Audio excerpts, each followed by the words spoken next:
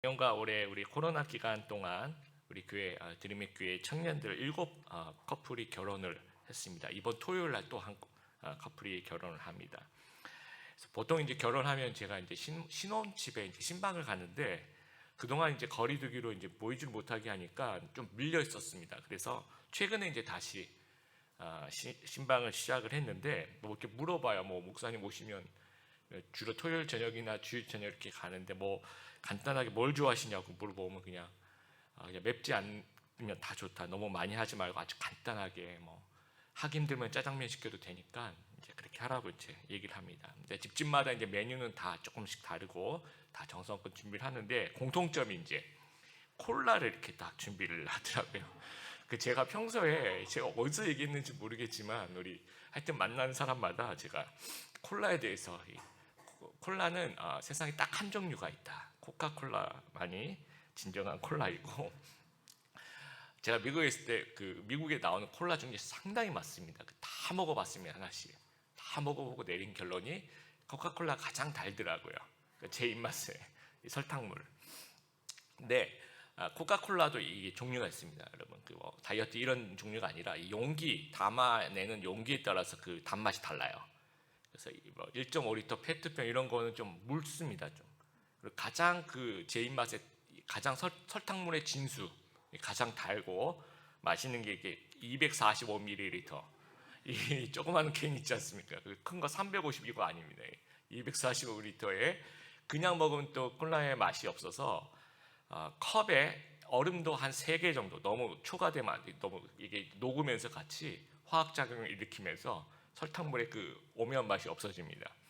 그래서 뭐 얼음 한 3개 정도 그리고 이렇게 따라서 마시면 가장 제가 볼 때 맛있다 이런 얘기를 제가 했던 것 같아요. 그래서 가는 집집마다 콜라가 245ml 콜라 한 캔에다가 컵에 얼음 3개 딱 준비가 되어 있는 겁니다. 저희가 너무 기특하다. 이게 목사님이 뭘 좋아하는지. 그러니까 집집마다 이렇게 서로 공유한 것 같아요. 목사님 뭐 좋아하시냐고 서로 이렇게 공유하시다가 콜라 하나 하면 돼. 뭐 이러면서 서로 정보를 좀 교환한 것 같습니다. 그래서 이게 어떤 신경 쓰고 있다는 것, 뭘 좋아하는지 신경 쓰고 있다는 것 하나에 제가 너무 감사하고 작은 것 하나 이렇게 기분이 좋아지는 그런 경험들을 했었습니다. 오늘 본문은 마태복음 8장뿐만 아니라 누가복음 7장에도 이제 기록되어 있습니다. 한 백부장이 등장합니다. 또 백부장에 대한 사람들의 이제 반응이 나옵니다. 칭찬을 하죠. 근데 등장인물별로 칭찬하는 포인트가 조금 다릅니다. 누가복음 7장에는 유대인 장로들이 백부장에 대해서 칭찬하는 장면들이 나오고 오늘 본문은 유대인이 등장하지 않아요. 오늘은 예수님이 이 백부장에 대해 칭찬하는 부분이 나옵니다. 이 어떻게 다른지 그리고 예수님은 백부장의 무엇을 칭찬하고 있는지 오늘 좀 같이 한번 살펴보게 되길 바랍니다. 5절에 보니까 가버나움에 들어가시니 한 백부장이 나와 간구를 했다고 합니다. 이 백부장은 누구인가? 군인입니다. 군인인데 이스라엘 군인이 아니라 로마의 군인입니다. 우리나라가 1910년부터 1945년까지 약 35년간 일제강점기를 가졌죠. 그때 이제 일본 군대와 경찰이 이제 우리나라의 주둔을 이제 점령군으로 주둔을 하고 있었습니다. 이스라엘도 마찬가지입니다. BC 한 63년경부터 로마의 식민지가 되어서 지금 이 글이 이제 이 본문의 현재가 되는 거죠. 예수님이 AD 한 30년, 30세 이후에 공생애를 가시셨기 때문에 AD 한 30년 이후라고 생각해 보면 BC 63년부터 AD 한 30년 지금 예수님이 이 가버나움에 들어가신 그 시점까지 해도 약 90몇 년, 약 한 100년이죠. 로마의 식민지를 가 되었습니다. 그래서 로마 군대가 이제 주둔하고 있는 겁니다. 가버나움은요, 아까 우리가 이제 영상에도 잠깐 봤지만 지정학적인 이제 교통의 요지입니다. 그래서 거기에 이제 세금을 걷기 위해서 상인들이 많이 지나가니까 세관을 설치를 해요. 로마에서. 그 세관에서 앉아 있다가 예수님을 만난 사람이 이제 마태입니다. 그 마태가 지금 이제 이거 쓰고 있는 겁니다. 그래서 효과적인 세금 징수를 위해서 또 치안을 유지하고 또 어떤 일어날 수 있을 반발을 진압하기 위해서 군대를 주둔하는데 이 가버나움에도 이제 군대를 주둔하고 있었던 겁니다. 거기를 다스리는 사람이 아마 백부장이었던 것 같아요.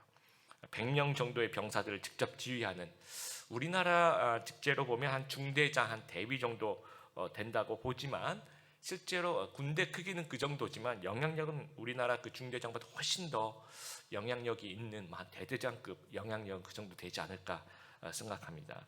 시오노 나나미가 쓴 로마인 이야기를 보면 로마의 군에 있어서 이 백부장은 아주 굉장히 중요한 위치에 놓여 있다라고 합니다. 그래서 로마 군인 배경의 전투 영화 뭐 센츄리온 이런 거 보시면 주인공이 백부장이 주인공이에요. 그래서 로마 군단의 가장 그 상징하는 로마 군단 하면 생각나는 그 캐릭터가 이제 센츄리온 백부장이라는 겁니다. 식민지 점령군이죠. 힘을 마음껏 쓰는 것이 가능한 그런 환경입니다. 그래서 대체로 아주 포악할 가능성이 아주 큽니다. 그래서 일본 일제 시대 그랬죠. 뭐 순사다, 뭐 군인이다 그러면 위안부 우리 할머니들 이야기 들어보면 노수복 할머니 빨래를 하다가 지나가는 순사의 옷에 물이 튀겼대요. 그래서 그 즉시로 끌려가서 위안부로 끌려가 아주 모진 고통을 당했던 이야기. 우리 조금 내려가시면 기억이 덜하고 거기에 굉장히 도로에 이렇게 새겨져 있습니다. 그 당시 이제 어린이들이 막 울면 호랑이가 나타났다 그래도 잘 안 그친대요. 그러다가 순사가 나타났다 그러면 아이들 울음을 뚝 꽂힐 정도로 굉장히 위협적인 존재라고 해야 될까요? 포악한 존재였던 것 같습니다. 그러면 유대 지역 로마 군인은 어땠는가? 다 우리가 알 수 없지만 누가복음 3장 14절에 보면 이 세례 요한에게 이 세례를 받으려고 이 군인들이 옵니다. 로마 군인들이. 그러면 이제 세례를 주면서 군인들이 이렇게 물어봐요. 제가 이제 앞으로 어떻게 살아야 될까요? 이렇게 물어보니까 세례 요한이 뭐라고 얘기하는지 제가 읽어볼게요. 사람들로부터 강제로 돈을 뺏지 마라. 거짓으로 고발하지 마라. 그리고 임금으로 받는 돈을 만족하게 여겨라. 그러니까 군인들이 이때까지 어떻게 했다는 얘기입니까? 강제로 돈을 뺏고 거짓말로 고발하고 그렇죠. 그리고 임금으로 받은 이제 그거 말고도 더 많은 걸 이제 요구를 하는 거죠. 힘으로 이제 협박하고 돈을 뺏고 그랬다는 겁니다. 그래서 원래 그 유대인들은 이방인에 대한 적개심이 옛날부터 큰 그런 민족입니다. 그래서 늘 아침에 일어날 때마다 세 가지 감사를 하는데 이제 그 중에 하나가 내가 이방인으로 태어나지 않아서 너무 감사합니다라고 감사를 했다라는 거예요. 그런 이방인에게 침략을 당하고 점령을 당한 거예요. 아주 큰 치욕이죠. 적대심이 있었던 거죠. 그래서 종종 이 반란도 일어나고 이제 폭동도 일어나고 있었던 겁니다. 그래서 로마 입장에서 보면 이 유대 땅 굉장히 요주의 땅입니다. 굉장히 위험 인물이라고 해야 될까요? 굉장히 까다로운 지역이고 또 이제 서로 사이가 그렇게 좋지 않았습니다. 그런데 5절에 백부장이 예수님께 도움을 요청하는 거예요. 그러니까 누가복음 7장에 보면 유대인 장로들이 와서 백부장 대신 도움을 청했다라고 이야기를 합니다. 근데 마태는 유대인 장로를 등장시키지 않아요. 그래서 그럼 마태복음과 누가복음 이 기사를 이렇게 종합해 보면 처음에는 유대인 장로들이 와서 저기 백부장이 있는데 이분 참 좋은 분이에요. 좀 고쳐주세요 예수님 하고 예수님을 모시고 가는 도중에 백부장이 또 와가지고 예수님 하면서 다시 한번 간구를 하는 그런 도움을 요청하는 그렇게 우리가 종합해 볼 수 있다라는 거예요. 그러니까 아까 제가 유대인들은 이제 점령군인 이방인 군대에 아주 적개심이 컸다고 이야기를 드렸습니다. 그런데 유대 지도자들이 이제 예수님을 찾아와요. 그래서 백부장을 도와달라고 요청합니다. 굉장히 이례적인 그런 경우입니다. 근데 이제 어떤 말을 하냐면 누가복음 7장 5절 이렇게 얘기합니다. 이 사람은 우리 민족을 사랑합니다. 그는 우리에게 회당을 지어 주었습니다. 백부장이 어떤 사람인지를 암시하는 거죠. 점령지 백성을 함부로 대하지 않았다라는 거예요. 이스라엘 사랑했대요. 그리고 회당을 지어줬다고 합니다. 이 어떤 점령지에 가장 중요한 문화를 아주 존중하고 있다라는 거예요. 그러니까 아주 인품이 탁월한 분이고 능력도 있고요. 회당을 지어줄 정도로 또 다른 사람을 좀 도와주는 사람. 그래서 유대인들의 지도자들에게 있어서 아주 깊은 인상을 심어줬다. 아주 좋은 인상을 심어줬다는 거죠. 그 백부장이 이제 6절에 주여 내 하인이 중풍병으로 집에 누워서 몹시 괴로워합니다라고 예수님한테 이제 간구를 합니다. 근데 종이 이제 중풍병에 걸렸다라는 거예요. 그럼 종이 직접 와서 예수님께 이제 간구하지 못하는 이유가 이제 중풍병이라는 움직일 수가 없는 거죠. 요즘에도 현대 의학으로도 이 중풍병은 별다른 그 약이 없다라고 합니다. 근데 그 당시에는 뭐 백부장이 아무리 재력이 있고 능력이 있어도 손을 쓸 수가 없는 겁니다. 그래서 이제 예수님 앞에 나왔는데 이제 당시 그 노예가 되는 루트가 두 개 정도 있대요. 첫 번째는 부모가 노예면 이제 태어나면서부터 그렇게 노예가 되는 케이스가 있고요. 두 번째는 피지배 민족 중에서 전쟁포로가 돼서 끌려와서 이제 노예가 되는 거예요. 그래서 우리 조선 시대 그 익숙한 그 노예와는 좀 다른 거죠, 종과는. 그러니까 원래는 어느 나라의 그 엘리트였다는 거예요. 그러다가 나라와 나라가 전쟁을 해가지고 이제 전쟁포로로 끌려가면 어느 집에 이제 노예에 끌려가는 겁니다. 그러면 그 집 입장에서는 아주 똑똑하고 일 잘하는 노예가 존재할 수 있다는 거예요. 그래서 그 중에서 정말 그 주인이 마음에 들면 양자를 삼기도 해요. 또는 이제 양자로 삼은 사람들이 나중에 뭐 고위 관료도 하는 그런 어떤 벼슬까지 하는. 그래서 이집트의 노예 요셉도 주인의 총애를 받죠. 바벨론의 포로로 끌려갔던 다니엘도 고위 관리까지 이제 올라갑니다. 그래도 노예가 종이 중풍병에 걸렸다. 이 노예는 일하는 사람인데 중풍병에 걸려요. 아무 일도 못해요. 노동이 불가능한 상태예요. 그럼 당시 기준으로 보면 노예로서의 가치는 별로 없어 보입니다. 값으로 그 당시 노예를 주고 사고 팔았으니까 값을 매겨도 그렇게 큰 돈을 받지 못하는 상태였을 겁니다. 그럼에도 불구하고 백부장이 예수님께 나아가서 자기 뭐 아주 가까운 가족도 아니고 이 종이 하인이 아픈데도 불구하고 와서 예수님께 고쳐달라고 정중히 간구를 하는 겁니다. 그러니까 이 부분이 이제 유대 지도자들이 칭찬한 어떤 부분이에요. 감동한 그 포인트. 점령지를 사랑하고 우리 문화를 존중하고 회당까지 지어주고 종이 아픈데도 저렇게까지 와서 간구를 하고 이 사람 굉장히 좋은 사람이고 능력 있는 사람이고 고마운 사람이고 착한 사람이고 백부장의 어떤 탁월한 인품과 능력과 됨됨이에 이 유대 지도자는 감동을 받은 겁니다. 그렇게 칭찬을 하고 있습니다. 근데 예수님께서 백부장을 칭찬하는 이 포인트가 감동받으시는 이 포인트가 유대 지도자들과 좀 다릅니다. 그럼 7절에 보니까 예수님이 그 얘기를 들으시고 그래 내가 가서 고쳐주겠다라고 이야기를 합니다. 근데 여기서 7절에 중요한 건 내가 가서 고쳐주겠다라고 얘기를 합니다. 가자. 너희 집이 어딘지 가자라고 이제 가고 있는 도중에 8절에 이제 백부장이 대답하여 이르되 주여 내 집에 들어오심을 나는 감당하지 못하겠사오니 다만 말씀으로 하옵소서. 그러면 내 하인이 낫겠나이다. 집에 굳이 안 들어오셔도 된다라고 이야기를 하는 겁니다. 그게 말씀만 해달라고 이야기를 하는 겁니다. 근데 그렇게 말한 이유가 뭘까가 중요합니다.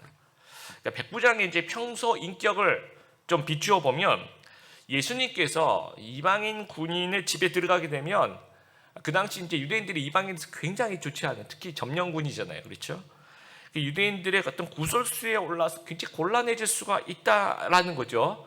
그래서 친로마파, 예수님은 로마의 앞잡이야라고 바리새인들과 종교 지도자들의 그 레이더에 걸려서 그걸 꼬투리를 잡아서 막 비판하고 공격의 대상이 될 수 있다는 거예요. 그래서 우리가 언뜻 생각하면 백부장은 그런 상황까지 챙기는 아주 훌륭한 인격의 소유자라고 생각할 수 있습니다. 그런데 그게 진짜 이유는 아니고 여러 가지 이유 중에 하나일 수도 있으나 백부장이 오지 마시고 말씀만 해 주십시오라고 얘기하는 그 이유는 아닌 거예요. 그럼 그 이유는 뭐냐? 9절에 나와 있습니다. 나도 남의 수하에 있는 사람이요 내 아래도 군사가 있으니 이더러 가라 하면 가고 저더러 오라 하면 오고 내 정도로 이것을 하라 하면 하나이다. 이 9절이 진짜 이유라는 거예요. 군인이기 때문에 이제 명령만 하시면 된다라는 거예요. 그래서 우리가 생각할 때 역시 군인들은 달라. 역시 군인이 예수를 믿으면 이렇게 예수를 잘 믿을 수 있어. 이렇게 생각할 수 있습니다. 물론 그런 장점이 있을 수 있어요. 그런데 여러분 군인이라고 해서 전부 다 그런 건 아닙니다. 구약 성경에 보면 외국인 군인을 치료하는 장면 여러분 기억나시죠? 열왕기하 5장에 보면 아람 장군 나아만 장군이 날 좀 치료해달라 이렇게 옵니다. 그러니까 엘리사 선지자가 진짜 말만 해요. 요단강에 가서 7번 씻으라고 진짜 말만 합니다. 그러면 이제 이 백부장과 비슷한 상황이죠, 그렇죠? 그러면 우리 근처에 오지 마시고 말만 하시면 제가 낫습니다. 이렇게 반응을 하지 않아요. 처음에 어떻게 반응을 합니까? 막 화를 내요. 아니 왜 와서 이렇게 직접 와야지 말만 하냐고 막 화를 내고 직접 와서 하나님의 이름을 부르고 환부에 손을 얹고 막 이렇게 해야지 내가 낫는데 저기 멀리서 얼굴도 안 보고 그냥 말만 하는 게 어디 있냐고 막 화를 냅니다. 다 그런 건 아니죠, 그렇죠? 군인이라고 다 이런 반응이 아니라는 거죠. 근데 이 백부장 그럼 어떻게 이런 반응을 할 수 있었습니까? 예수님의 권위와 능력에 대한 믿음이 있었다는 거예요.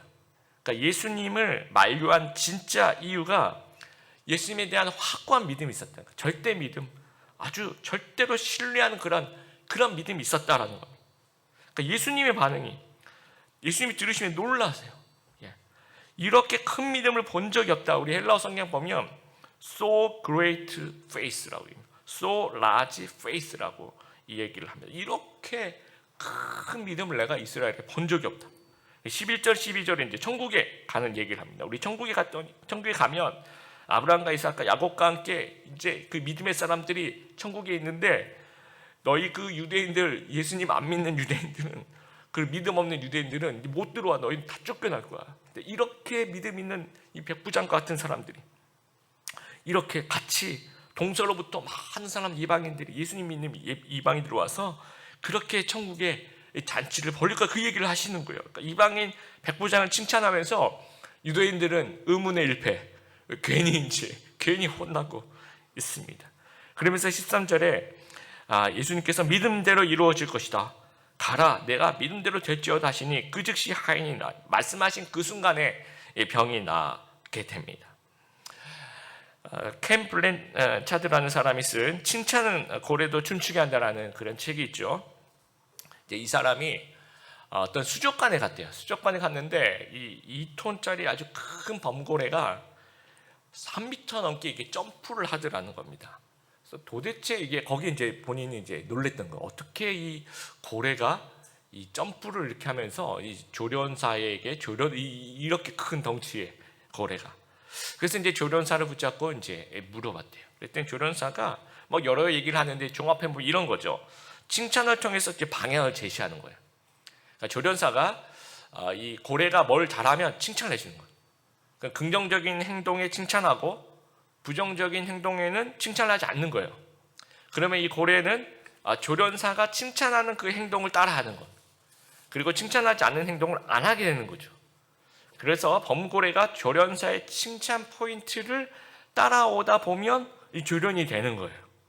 성도도 마찬가지예요. 성도도 예수님께서 무엇을 칭찬하시는지를 잘 보고 그 칭찬 포인트를 잘 따라가야지 영적으로 조련이 되고 하나님의 백성이 될 수 있다는 겁니다. 유대 지도자들은 백부장의 능력과 업적과 됨됨이 이런 것에 놀라고 칭찬을 해요. 근데 예수님은 그 부분을 전혀 놀라시지 않습니다. 전혀 감동이 없어요. 칭찬하지도 않습니다. 왜 그렇습니까? 예수님은 전지전능한 창조주시라는 겁니다. 여러분, 인간 사이의 능력은요, 상대적인 측면이 있어요. 우리가 볼 땐 되게 대단해요. 그 초등학교 때 미국으로 이민 간 어떤 분 얘기를 들어봤어요. 그랬더니 한국에 있을 때, 여러분 우리 초등학교 때 수학 시간, 그때 산수라고 하는데 요즘 수학이라고 그러죠. 더하기 빼기 곱하기 나누기, 아주 뭐 탁월한 학생도 아니고 또 공부를 못한 학생도 아니고 중간쯤 되는 그런 학생이었는데, 미국에 갔더니 되게 놀랬대요. 사람들이 와가지고 어떻게 초등학생이 더하기 빼기 곱하기 나누기를 자유자재로 할 수 있느냐고. 그러면서 한국에서 수학 천재가 왔다고 그 학교가 발칵 뒤집혀졌대요. 이게 굉장히 상대적인 거죠, 그렇죠?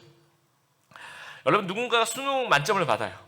그럼 우리 입장에서 보면 우와, 어떻게 수능 만점을 받나? 우와, 되게 놀라운데 예수님 입장에서 보면 그게 놀랄까요? 예수님 입장, 전지전능하신 하나님 입장에서 수능 만점이 그렇게 놀라울까? 그렇지는 않습니다. 그렇겠죠? 여러분, 그 아랍에미리트의 그 석유 갑부 만수르, 재산이 보니까 한 32조, 이걸 다 이분이 다 계산했을지 모르겠어요. 32조. 와, 우리나라 1년 국방 예산이 한 58조 뭐 이렇게 50 몇 조 이렇게 된다고 하면 어마어마한 돈입니다. 그리고 만수르의 그 가문이 다 같이 가지고 있는 재산이 1,000조, 우리나라 1년 예산보다 훨씬 많죠. 예. 그럼 우리가 보면 와, 진짜 대단하다. 어떻게 저렇게 저 많은 돈을 가지고 있을까? 우리는 놀라요. 그러나 하나님 입장에서 볼 때, 온 우주를 다 갖고 계신 하나님 입장에서 볼 때 32조 이게 그렇게 놀랄 일이 아니라는 겁니다. 그리고 선행의 아이콘, 우리 그 테레사 수녀님 생각해보면 우리 입장에서 와, 진짜 훌륭하지. 이런 분들은 진짜 상 줘야 돼. 상도 많이 받으셨어요, 실제로. 그런데 예수님 입장에서 보면 물론 예수님도 잘했다라고 하시지만 그 예수님의 그분의 그 높은 도덕적인 기준에 부으면 크게 차이 없는 그냥 한 명의 죄인에 불과한 그런 사람으로 보신다라는 겁니다. 그러니까 예수님이 백부장의 그 업적이라든지 뭐 됨됨이라든지 인격이라든지 이런 것에 관해서 한마디도 없으신 이유가 이런 거라는 거예요. 왜냐하면 그런 부분이 예수님을 감동시킬 수가 없는 겁니다. 전지전능한 이 창조자 하나님을 우리 어떤 뭐 돈으로, 우리 어떤 그 스펙으로, 우리 어떤 하나님 저 정말 이렇게 공부 잘해요 뭐 이런 걸로 하나님께 놀라게 할 수는 없다라는 거예요. 그러면 하나님 예수님께서 오직 관심을 가지시는 것은 오직 우리의 믿음에만 관심을 가지시는 거예요. 오직 우리의 믿음에만 이 감동을 받고 칭찬을 하시는 겁니다. 그러니까 성도가 우리가 하나님께 어필할 수 있는 유일한 것이 믿음인 거예요. 그래서 우리는 믿음을 하나님께 보여드려야 된다는 겁니다. 지난주에 우리 교회 청년 중에 한 명이 이제 한 요식업체에 일하고 싶어서 이제 지원을 했어요. 그래서 면접을 봤는데 그 요식업체가 크리스찬 대표가 있는 크리스찬 기업입니다. 그래서 주일을 지키는 요식업체. 요식업체가 음식 장사니까 주일이 굉장히 매출이 많아요. 근데 이제 우리 청년은 요식업체 일하고 싶은데 주일 예배를 꼭 드리고 싶은 거예요. 주일을 지키고 싶은 거죠. 그래서 주일날 쉬는 업체를 찾아보니까 이 크리스찬 이 업체가 이 주일을 쉰다는. 그래서 이제 지원을 해서 이제 1차 면접을 보는데 한 팀장급이 아마 1차 면접 들어왔던 거예요. 그래서 물어봅니다. 지원 동기가 어떻게 되십니까? 저는 주일 지키고 싶습니다. 그래서 이제 지원을 했습니다. 그렇게 얘기를 하니까 그 팀장이 우리 주일날 일할 수도 있는데요. 어떻게 해요? 이렇게 물어보더래요. 근데 그 자리에서 우리 청년이 저는 그러면 곤란합니다. 저는 주일날 지키기 위해서 이 회사에 들어왔습니다. 저는 주일날 오라고 곤란해요. 그 면접자에서 그런 얘기를 하고. 그리고 이제 2차 면접을 갔더니 한 이사쯤 될 아주 높으신 분이 이제 상무님, 이사님 뭐 그 정도 되는 분이 이제 면접을 해서 면접을 시작하려고 하는데 이 청년이 처음부터 이 말을 꺼내는 거야. 아까 1차 면접에 어느 팀장님이 주일날 일하실 수 있을 것 같다고 얘기하는데 저는 그러면 여기 못 다닙니다. 저는 이 회사가 주일 지킨다고 하니까 지원한 거고 저는 그 주일을 꼭 지키고 싶습니다. 이걸 처음부터 얘기를 한 거예요. 그랬더니 이제 상무님이 씩 웃으면서 저희 회사는 주일날 일할 일이 절대로 없습니다. 그럴 일 없습니다 하면서 아주 의미심장한 웃음을 씩 웃더래요. 그러니까 그게 이제 저희가 이제 그걸 유추해 보니까 이거 슬쩍 떠본 것 같아요. 예. 근데 그 회사가 어떤 회사냐면 아주 그 크리스천 회사 중에서 아주 칭찬받는 그러니까 성경적 가치관을 가지고 착한 기업. 올해 초에 한 2월 달쯤 유재석의 그 유키즈 온 더 블럭에도 나왔던 그런 회사입니다. 프랜차이즈를 운영할 때도 가맹비를 한 푼도 받지 않고 그리고 이제 프랜차이즈들에게 인테리어를 본사에서 하겠다 돈 내라고 하면서 거기서도 많이 이유를 받는데 그 인테리어를 자율권을 이렇게 맡기고 또 외상 거래도 한 번도 하지 않고 그래서 점주들이 너무 좋아하더래요. 그래서 점주들이 어떤 이제 이 본사랑 계약을 맺는데 한 번은 이제 본사가 너무 적게 가져가고 점주들이 너무 많이 가져가는 거예요. 그래서 점주들이 계약서 수정을 요구하는 거예요. 본사가 살아야지 우리도 살지. 이렇게 당신들이 우리가 다 가져가면 당신은 뭐 먹냐고 이렇게 거꾸로 된 거죠, 그렇죠? 그래서 점주들이 계약서 수정을 요구해서 실제로 그 수정된 계약서를 썼다라고 합니다. 그리고 이 음식 그 포장지에 성경 구절을 쓰기도 하고 제가 이제 다음에 한번 봐야 되겠다. 이제 요즘도 그런지 모르겠어요. 그리고 요즘은 안 그랬는데 전에는 직원 뽑을 때 목사님 추천서까지 꼭 가지고 오라고 얘기할 정도로. 그리고 지금 엄청나게 성장하고 있습니다. 이 기업이. 네. 그래서 채용 기준이 물론 스펙도 보죠. 이 사람이 이제 경험이 있고 이런 것도 보지만 실제 이 회사는 제가 볼 때는 제 판단입니다. 제 기준입니다. 실제로 이 회사는 믿음과 신앙을 최우선으로 보는 거예요. 그 테스트를 해보는 거죠. 우리 주일에 나올 수도 있을 것 같아. 이거 제가 볼 때는 스트척 한번 떠본 것 같아요. 그 주일에 나올 수 있을 것 같아요. 여러분 면접에 갔는데 이렇게 얘기하면 여러분 어떨 것 같아요? 일단 붙고 보자. 보통 이제 우리가 시키면 뭐든지 해야죠. 아까 제가 무슨 얘기했나요? 제가 이렇게 잠시 제가 이렇게 컨디션이 안 좋아서 그런 얘기를 했나 보네요. 뭐 나오라면 나가야죠라고 일단 위기를 모면하고 그렇게 생각할 가능성이 아주 큰데 처음부터 이제 못 나갑니다. 얘기를. 그러면서 정확하게 이 회사가 원하는 것을 충족시키는 거예요. 이 회사는 정말 그 믿음을 제일 먼저 보는 거거든요. 그런데 그걸 보여준 거예요. 그래서 바로 합격이 됐습니다. 여러분 예수님이 우리 인생의 시험 문제를 냈는데 시험 과목은 딱 한 과목이에요. 믿음의 테스트를 하는 겁니다. 그럼 예수님께 우리가 뭘 보여드려야 됩니까? 믿음이에요. 하나님 신뢰하는 삶을 보여드리는 거예요. 그런데 시험은 믿음의 시험인데 우리가 믿음 제쳐놓고 하나님께 내 스펙을 보여드리려고 노력하고, 내 돈을 보여드리려고 노력하고, 내 명예를 보여드리려고 노력하고, 우리 자녀들 보여드리려고 노력하고, 나의 어떤 훌륭한 점을 이렇게 막 어필하는 겁니다. 그러면 탈락인 거예요. 여러분, 영어 시험에 영어를 써야지 영어 시험에 수학을 막 풀고 있는 거나 마찬가지라는 거. 그러니까 예수님이 좋아하는 것을 캐치해서 거기에 초점을 맞춘 삶이어야 한다. 그것이 믿음의 삶이어야 한다라는 겁니다. 근데 믿음은 예수님을 놀라게 할 뿐만 아니라 예수님을 움직이게 해요. 13절에 이 종의 중풍병을 낫게 합니다. 그러니까 성도의 믿음은요, 하나님으로 하여금 우리를 책임지게 만들어요. 하나님을 움직이게 만드는 겁니다. 우리 공동체라든지 우리 수련회 이런 데 가면 기업체들 신뢰 형성 게임 이런 거 합니다. 4-5명이 이렇게 서서 그 중에 한 명이 이렇게 뒤로 이렇게 넘어가는 거예요. 그럼 나머지 3-4명을 이렇게 받아주는 겁니다. 그런데 이제 한번 다 같이 돌아가면서 하는 거예요. 근데 이제 내가 당사자 이렇게 넘어가는, 이제 물론 되게 긴장돼요. 긴장되는데 어떤 때 더 많이 긴장이 되냐면 내가 뒤에서 받아줄 때 더 긴장돼요. 얘가 그냥 넘어지는 겁니다. 그러면 내가 안 받아주면 얘가 큰일 나는 거죠, 그렇죠? 그럼 내가 넘어질 때보다 2배, 3배, 아니야, 한 10배 정도는 더 긴장해요. 이걸 어떻게든 받아야 되니까. 초긴장합니다. 여러분, 성도가 이 절대 믿음으로 무장하잖아요. 그러면 이게 조금 과장해서 표현하면 하나님이 긴장하기 시작합니다. 얘가 진짜 나를 믿기 시작하는구나. 어떡하지? 내가 얘를 어떻게든 내가 붙잡아줘야 될 텐데, 내가 안 도와주면 얘가 큰일 나겠구나 하면서 이제 움직이시는 겁니다. 여러분, 성도가 하나님을 신뢰하면 하나님이 나를 걱정해줘요. 하나님이 나를 책임져 줍니다. 그러면서 하나님이 직접 개입해 주시는 거예요. 근데 내가 하나님을 신뢰하지 않으면 내가 나를 걱정해요. 내가 나를 책임지기 시작해요. 그럼 하나님이 개입할 공간이 없습니다.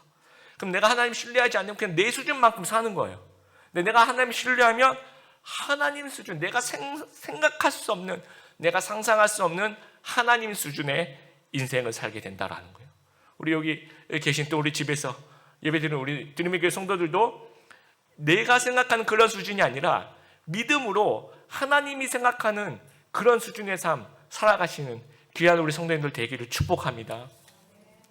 여러분, 코로나 시대에 매출이 올라간 부분이 다들 이렇게 힘든데 어떤 부분이냐면 서적에 대한 부분, 책이 잘 팔린대요. 집에서 온라인으로 책을 주문해서 그래서 집에서 책을 좀 많이 읽으신다고 합니다. 작년 상반기 통계로 교보문고는 16% 책 판매량이 증가하고 영풍문고도 한 10%, 알라딘 한 15%. 근데 어떤 책을 좀 많이 볼까요? 아무래도 코로나와 관련된 그런 책들이에요. 이런 변화 속에서 내가 생존하려면 어떻게 해야 되고, 주로 이런 책들. 그 가운데서 내가 돈을 어떻게 벌어야 되는지, 또 이 가운데서 주식을 하면, 또 부동산을 하면 어떻게 될지, 이런 어떤 책들이 아주 잘 팔린다고 합니다. 근데 그런 책들, 여러분, 저도 이제 이 생존이라든지 변화라든지 책들을 읽어봐요. 읽어보면 읽을 때마다 이 압박감이 있어요. 뭔가 이렇게 내가 이런 세상 속에서 막 그 책에서 막 엄청 몰아치거든요. 막 뒤처지면 안 되고, 막 따라가야 되고, 막 이전과는 다른 세상이고, 막 변화된 세상에 발맞추지 않으면 낙오되고, 막 이런 얘기들이 막 쏟아져 나가니까 내가 가만히 있으면 뒤처지는 것 같고 어디론가 막 뛰어가야 될 것 같은 그런 느낌이 들어요. 여러분, 우리는 어떻게 살아가야 될까요? 어떻게 살아가야지 살아남을 수 있을까요? 세상이 여러분을 막 휘몰아치게 만들어요. 막 어딘가로 막 이렇게 막 푸시를 합니다. 그러면 이제 우리는 어떻게 해야 되냐면, 어떻게 살아갈 수 있냐면, 자칫 유대인 장로들이 좋아할 만한 그런 인생을 살아가고 싶은 유혹이 막 생기는 거예요. 그런 인간적인 부분들, 세상적인 부분들을 어필하고 싶은 그런 유혹들이 생겨나게 됩니다. 그런데 예수님께서 기뻐하실 만한, 예수님께서 칭찬하실 만한, 예수님께서 그 놀라실 만한 그런 믿음의 인생을 살아가는 우리 성도님들 되시길 바랍니다. 백부장과 같이 그런 절대 믿음을 가지시는 우리 성도님들 되길 바라요. 삶이 너무 힘들고 너무 우울하고 너무 어려워도 그래도 하나님, 나는 주님을 신뢰합니다. 희망이 도무지 보이지 않는 이 시대에도 하나님, 그래도 나는 하나님만 신뢰하고 주님만 의지합니다. 내가 믿는 신은 오직 하나님 한 분뿐입니다. 이렇게 믿음으로 고백할 수 있는 우리 귀한 성도님 되시기를 주님의 이름으로 축복합니다.